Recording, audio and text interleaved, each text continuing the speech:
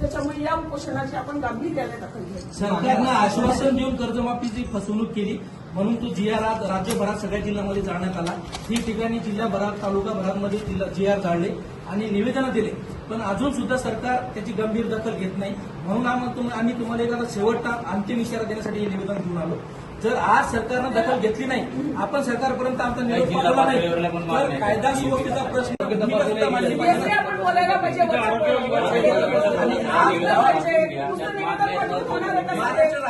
शेतकरी रस्त्यावर उतरला तर तुम्ही आमच्यावरच दूषण देणार, यांच्यामुळे शासनाचं नुकसान झालं, यांच्यामुळे जाळपोळ झाली, अमुक झालं, ढमुक झालं, टमुक झालं।